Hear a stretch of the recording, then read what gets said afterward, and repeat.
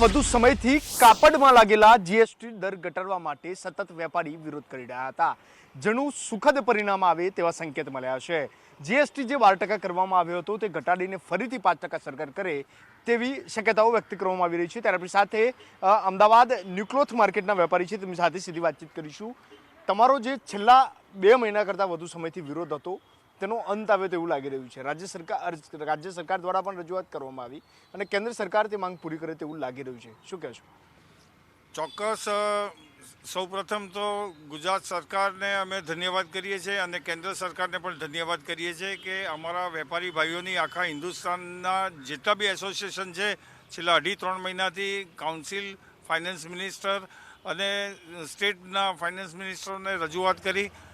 તો આ રજૂઆતની અંદર અમારી 12% ને 5% યથાવત રાખવા માટે રજૂઆત હતી અને એ રજૂઆતનું આજે જીએસટી કાઉન્સિલે અચાનક 31 તારીખે કાઉન્સિલની મિટિંગ બોલાવીને સર્વાનુમતે એક આ ઠરાવ કર્યો છે અને એના માટે સીતારામનજી બી એને અનુમતિ આપશે તેવી અમને ચોક્કસ ભીતિ છે।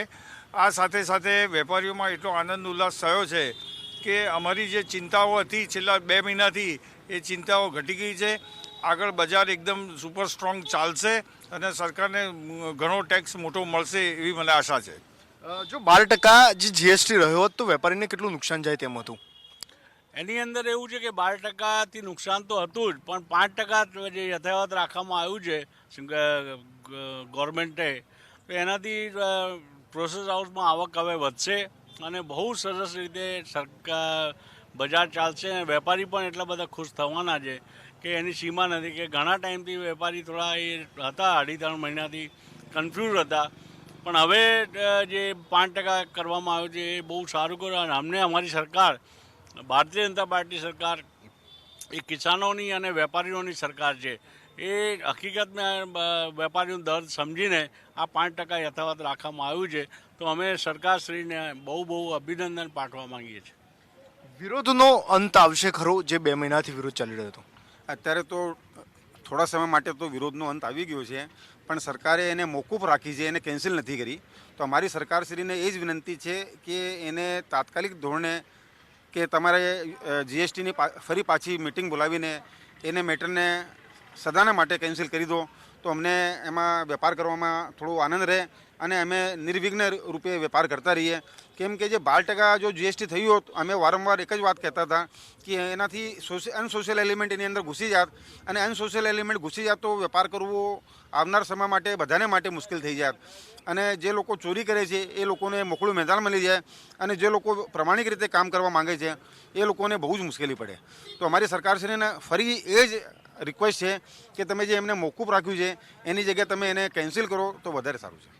શું કહેશો, કેન્સલ કરવાને લઈને આંદોલન યથાવત રહેશે? તમારી માંગ યથાવત રહેશે કે કેમ?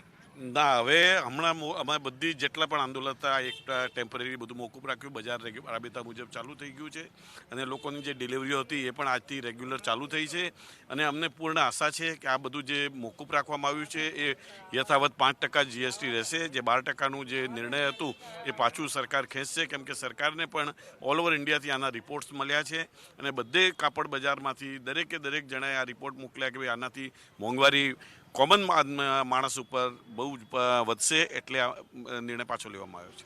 બિલકુલથી સરકાર દ્વારા 12% જીએસટીને લઈને નિર્ણય મોકૂફ રાખવામાં આવ્યો। 5% જીએસટી હવે જે લગાવવામાં આવશે ત્યારે વેપારીઓ દ્વારા પણ આંદોલન મોકૂફ રાખવાની જાહેરાત કરી છે અને સતત વેપારી દ્વારા કહેવામાં આવી રહ્યું છે કે તેઓ સરકારનો આભાર માને છે। તેની સાથે જ તમામ જે કામકાજ અટકાવી દેવામાં આવ્યા હતા તે ફરી શરૂ કરવામાં આવશે। કેમેરામેન ચેતન પરમાર સાથે નિકુલ પટેલ, સંદેશ ન્યૂઝ, અમદાવાદ।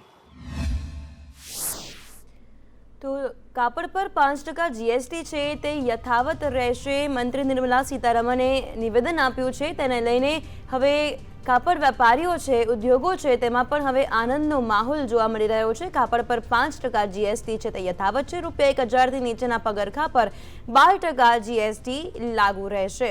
મહત્વનું છે કે જે વધારો હતો તેને મોકૂફ રાખવામાં આવ્યો છે અને તેને જ લઈને હવે આ નિર્ણયને લઈને હવે કાપડના વેપારીઓ છે આ નિર્ણયને વધાવી રહ્યા છે, ફટાકડા ફોડી રહ્યા છે અને આ નિર્ણયનો જે ખુશી છે તે પણ વ્યક્ત કરી રહ્યા છે।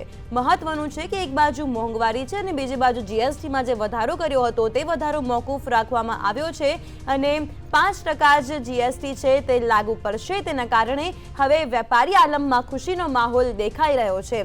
તો કાપડ પર 5% જીએસટી યથાવત રહેશે અને તેનો ઘણો આર્થિક ફાયદો પણ વેપારીઓને થશે અને આ નિર્ણયને લોકો હવે વધાવી રહ્યા છે। વેપારીઓ છે તે ફટાકડા ફોડીને આનંદ વ્યક્ત કરી રહ્યા છે। તો અત્યારના સૌથી મોટા સમાચાર, કાપડના જીએસટી પર 5% જ લાગુ રહેશે। જે વધારો હતો તેને મોકૂફ રખાયો છે। તો આ સમગ્ર મામલે જાણકારી આપવા માટે જોડાઈ ગયા છે સંવાદદાતા આઝમ સાલે। આઝમ, આપની સાથે વેપારીઓ ઉપસ્થિત છે, તેમનામાં કેવો માહોલ છે અને શું કહી રહ્યા છે તેઓ? જે આપણા સાથે હાલ કાપડના ઉદ્યોગના વેપારીઓ છે એમનેથી જાણીએ એમનું શું કેવું છે। जो निर्णय आया उसको लेके क्या कहोगे? निर्णय है उसके लेके बहुत ज़्यादा खुशी है। दिवाली जैसा माहौल है। सबसे बड़ी बात, जैसे ही 18/11/2021 को नोटिफिकेशन आया जीएसटी काउंसिल का, व्यापारियों की नींद उड़ गई थी कि जीएसटी 12 हो जाएगी। 5% सर्वाई नहीं कर पाए, 4 साल हो गए। 2017 में आई और उसको सर्वाई करने में गाड़ी बड़ी मुश्किल से पटरी पे आई। फिर से अब 7% बढ़ा और 140% की वृद्धि सहन नहीं कर पाते। ईमेल लिखे गए जीएसटी काउंसिल के मेंबर को, सारे राज्यों के वित्त मंत्रियों को, एमएलएज को, एमपीज को। उसके बाद में पत्र व्यवहार किया गया प्रधानमंत्री जी को, वित्त मंत्री जी को, टेक्सटाइल मिनिस्टर को। उसके बाद में 14 दिसंबर को हमारी वित्त मंत्रालय में वित्त जी के साथ मीटिंग होती है, उसमें भी हमने हमारी बात को रखा। फिर 28 तारीख को हमारी मीटिंग होती है, एक दिन का सांकेतिक बंद रखा। अलग अलग सेगमेंट ने, किसी ने थाली बजाई, किसी ने पट्टी बांधी।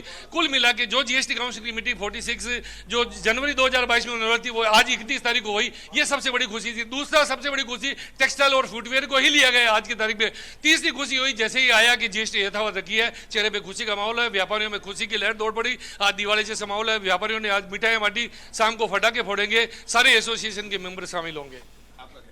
देखिए, देश के 85% छोटे व्यापारी और गरीब जनता के लिए ये 5% से 12% की दर निश्चित रूप से एक मृत्यु घंट के समान थी और उसको आज माननीय वित्त मंत्री श्री ने जीएसटी काउंसिलिंग की मीटिंग में वापस स्थगित किया। वो मैं मानता हूँ कि देश हित में, राष्ट्र हित में तथा जनता के हित में है और हम व्यापारी इससे खुश है। उसका कारण है कि सूरत जब चाइना के सामने दिन ब दिन आज मेगा टेक्सटाइल पार्क लाने की बात करता है, टेक्सटाइल हब बनाने की, गारमेंट हब बनाने की बात करता है, तो मैं मानता हूं कि उसमें कम से कम टैक्सेशन के साथ अगर सरकार सहयोग देगी तो यहाँ का सारा उद्यमी उस देश को आगे ले जाने में तथा सूरत को सिरमौर बनाने में आगे बढ़ेगा। और जो आज की 5% की टैक्स की ढांचा को उन्होंने वापस स्थगित किया है, मैं अभी भी इनसे रिक्वेस्ट करता हूं कि आगामी जीएसटी काउंसिलिंग से पहले देश के सारे संस्थाओं को बुला करके और उनकी बात को धरातल से समझे कि देश कपड़ा उद्योग में किस तरीके से आगे बढ़ सकता है, उसके हित में कौन सी जीएसटी का कर ढांचा कैसा रहेगा और देशों के कर ढांचे के अनुसार हमारा टैक्स कम से कम कैसे हो ताकि हम एक्सपोर्ट भी कर सकें। इस सारी नीतियों को ध्यान में रखते हुए इनको आगे की जीएसटी काउंसिलिंग में इसको बिल्कुल निरस्त कर देना चाहिए और साथ ही साथ प्रोत्साहन देना चाहिए कि देश इससे आगे बढ़े, कपड़ा उद्योग आगे बढ़े, सूरत आगे बढ़े। और हमारे अपने federation of Surat textile traders Forster की 65,000 व्यापारियों को आज बहुत खुशी है कि हमारी जो मांग बार बार रखी गई थी और संगठनों के साथ मिल करके उसमें इन्होंने स्थगित किया है। उसके लिए हम उनको बहुत बहुत आभार व्यक्त करते हैं। एक दिन के बंद के बाद आज खुशी दिख रही चेहरे पे। हाँ, आज मेरा ये मानना है कि कपड़ा उद्योग को एक तरह से पुनर्जीवन मिला है। जीएसटी यथावत रख के सरकार ने कपड़ा उद्योग को पुनर्जीवन दिया है। सभी कपड़ा व्यापारियों में खुशी का माहौल है, सभी इसको उत्सव की तरह मना रहे हैं। इसके लिए हमारी संस्था फोस्टा की तरफ से प्रधानमंत्री श्री नरेंद्र भाई मोदी, वित्त मंत्री श्रीमती निर्मला सीतारमण, हमारे दोनों सांसद श्री CR पाटिल साहब और श्रीमती दर्शना जरदोश जी का हार्दिक आभार व्यक्त करता हूं कि उन्होंने हमारे साथ पूरे इसमें सहयोग दिया और इसको यथावत रखने में पूरा हमारा साथ दिया। निर्मला सीतारमण जी से हमारी वहाँ मुलाकात भी हुई थी, उनको भी पूरी वस्तुस्थिति समझाई कि इसमें 5% से ज़्यादा करने से कर वंचन भी बढ़ेगा और कपड़ा उद्योग का विकास रुक जाएगा। काफ़ी श्रमिक और जो घर पे काम करती हैं वो औरतें बेरोजगार होंगी। तो ये बहुत ही अच्छा किया है गवर्नमेंट ने और आगे भी इसको नहीं बढ़ाएं। जितना कम टैक्स होगा उतना हमारे उद्योग का विकास होगा और उतना ही रोजगार बढ़ेगा।